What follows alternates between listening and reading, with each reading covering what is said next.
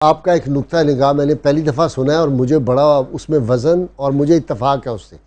آپ نے کہا کہ ہمارے بر صغیر کی ٹرم میں یا یہ جو جس طرح مراکش وغیرہ کے جہاں صوفیاء کا بہت زیادہ اثر رہا ہے تو وہاں اولیاء اللہ کا لفظ ہم استعمال کرتے ہیں، ورنہ سارے اولیاء محدثین تھے اور بہت بہت بڑے عالم تھے.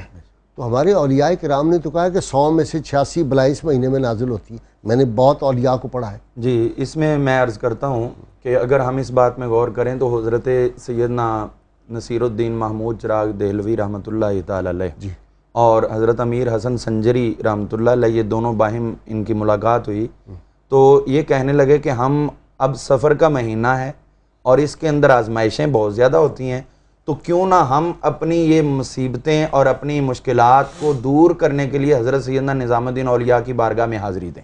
ماشاءاللہ. یعنی ان کے حاضری دینے کی جو آپس میں مشاورت ہوئی ہے وہ اس کی آزمائشوں کی وجہ سے ہوئی ہے کہ اولیاء کاملین کے پاس جب ہم جائیں گے تو ہمارے وہ مصائب ختم ہو جائیں گے، آزمائشیں جو ہیں وہ ختم ہو جائیں گی. تو یہ جتنے اولیاء کبار ہیں ان سب نے جو سفر کے مہینے کی وضاحتیں دی ہیں وہ ایسے نہیں ہیں بلکہ ان کے اندر حقائق موجود ہیں.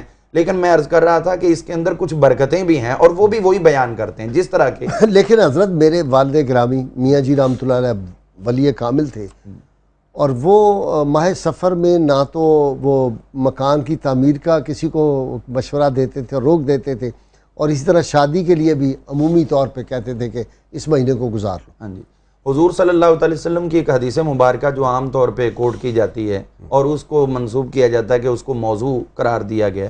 یہ آپ کی بات جاری رہے گی. مجھے بریک لینی ہے، بریک سے آؤں گا تو آپ یہ حدیث پاک جس کا آپ نے ذکر کیا اس کو مکمل فرمائیں گے. ناظرین کرام، ہمارے ہاں چونکہ بہت زیادہ اس معاملے پہ ڈسکشن ہوتی ہے اور جیسے میں نے کہا کہ آخری چہارشنبے کا لوگ جلوس بھی نکال دیتے ہیں، اس دن باغوں میں جاتے ہیں سیر کے لیے. ان بیچاروں معصوموں کو یہ نہیں پتہ ہوتا کہ اس دن تو حضور صلی اللہ علیہ وسلم کی علالت جو تھی اس میں اضافہ ہوا تھا، بخار میں اضافہ ہوا تھا. ہمارے ساتھ رہیے، بریک کے بعد آئیں گے تو یہ ہماری گفتگو جاری رہے گی. اللهم صل على سيدنا ومولانا محمد وعلى سيدنا علي وسيدتنا فاطمة وسيدتنا زينب وسيدنا حسن وسيدنا حسين وعلى آله وصحبه وبارك وسلم اللهم صل على سيدنا ومولانا محمد وعلى سيدنا علي وسيدتنا فاطمة وسيدتنا زينب وسيدنا حسن وسيدنا حسين وعلى آله وصحبه وبارك وسلم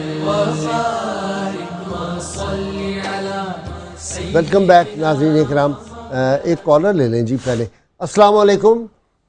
السلام علیکم ورحمۃ اللہ وبرکاتہ. جی وعلیکم السلام. جی میرے کوشچن کا سب یہ ہے کہ ماہ سفر المظفر کے اندر جو نکاح مسنونہ ہے وہ منعقد ہو سکتا ہے یا نہیں ہو سکتا، اور خصوصاً ماہ ٹھیک میں سمجھ گیا. اگلا کوئی اور کالر ہیں جی وہ دے دیں. جی السلام علیکم. وعلیکم السلام. کیسے ہیں سر آپ؟ جی اللہ کا شکر ہے. میری بہن فرمائیں سوال. بہت خوبصورت پروگرام اور بہت بہت مبارکباد آپ کو اس پروگرام کے لیے. بہت شکریہ. اور میں ایک بات تو ایک تو میرا سوال ہے اور ایک میری آپ سے ایک ریکویسٹ ہے. جی جی فرمائیں. ریکویسٹ میری یہ ہے کہ آپ کا جیسے شو ہوتا ہے اس میں آپ کوشچن پوچھیں اور میں تقریباً روزانہ وہ دیکھتی ہوں، تو اس کے لیے میں یہ کہنا چاہ رہی تھی کہ کوئی کالر کے لیے بھی آپ ایسا کوئی ایک سیگمنٹ رکھ دیں جس میں کوئی گفٹ وغیرہ کا جیسے سوال ان سے بھی پوچھا جائے. اور دوسرا یہ سوال میرا یہ ہے کہ جیسے کہ آج سفر کی بات ہو رہی ہے تو جیسے یہ ہمارے بزرگ کہتے تھے کہ سفر کی جو پہلی تاریخ ہوتی ہے اس سے لے کے 13 تاریخ تک یعنی جو آسمانی چیزیں ہوتی ہیں، ہوائی چیزیں، جن بھوت وغیرہ، تو ان کو آزادی دی جاتی ہے.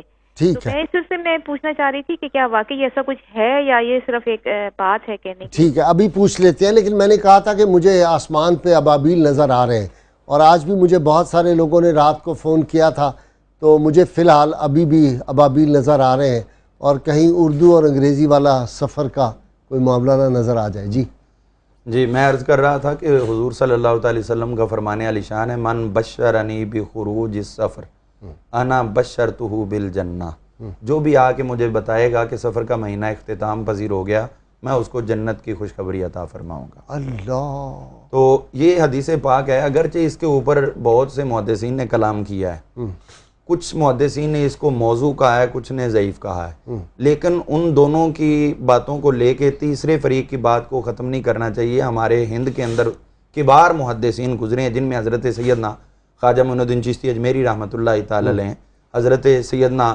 بابا فرید الدین گنج شکر رحمۃ خواجہ اللہ نظام تعالی پاک، علیہ، حضرت نظام الدین اولیاء رحمۃ اللہ تعالی علیہ، یہ ہستیاں ہمارے پوائنٹ آف ویو سے ہم صرف ایک صوفی یا ایک اولیاء کا درجہ دے کے ظاہر کرتے ہیں، جیسے علم کے ساتھ ٹچ نہیں تھا، حالانکہ یہ اپنے دور کے بھرپور اور کامل محدثین تھے، کوئی شک اور جو ان کی تصانیف کو بنظر غائر پڑھے تو اس کو نظر آئے گا کہ انہوں نے جگہ جگہ پہ بطور محدث احادیث کوٹ کی ہوئی ہیں۔ ان کو تو علم لدنی بھی حاصل تھا۔ اب کشف المعجوب جو ہے اس کو پڑھ کے پتہ چلتا ہے کہ علمی مقام داتا اور صاحب کشف المعجوب شریف تو یہ ہے نا جی کہ پوری دنیا میں آج تک اس پائے کی دوبارہ کتاب لکھی ہی نہیں جا سکتی، واہ واہ واہ، تو اس حوالے سے صرف ان کو اولیاء کا لقب دے کے ان کے اوپر لگا دی جاتی چھاپ کہ یہ صرف تو صوفی ہیں۔ یہ اس حدیث کے الفاظ سے تو پھر لگتا ہے کہ اس مہینے میں معاملات کچھ ہیں۔ تو بابا فرید الدین گنج شکر رحمۃ اللہ تعالی علیہ نے اس کو خود نقل فرمایا ہے، اور اپنے سامعین کو بیان فرمایا کرتے تھے کہ یہ سفر کا مہینہ جو ہے آزمائشوں والا ہوتا ہے، لہٰذا اس کے اندر جتنا صدقہ کرو، خیرات کرو، الصدقہ ترد البلا، آپ سے مصائب دور ہوں گے، آپ سے تکالیف دور ہوں گی،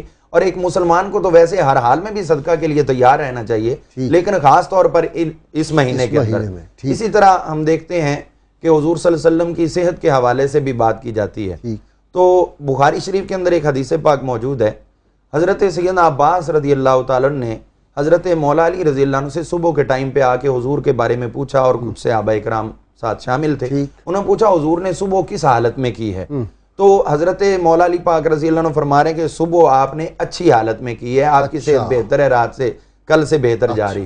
تو اب یہ چونکہ نماز کے بعد ملنا معمول تھا تو اس لیے صحابہ اس دن آئے۔ اب حضرت عباس رضی اللہ عنہ جواب دیتے ہیں کہ اگر حضور کی صحت اچھی ہے تو پھر میں تمہیں بتاتا ہوں کہ 3 دن کے بعد حضور صلی اللہ علیہ وسلم وصال فرما جائیں گے۔ اللہ، تو وہ کہنے لگے یہ کیسے؟ تو آپ فرمانے لگے میں بنی عبد المطلب کو جانتا ہوں، یہ جب وصال کا ٹائم آتا ہے اس سے پہلے ان کی صحت ٹھیک ہوتی ہے اور 3 دن کا وقت نکالتے ہیں۔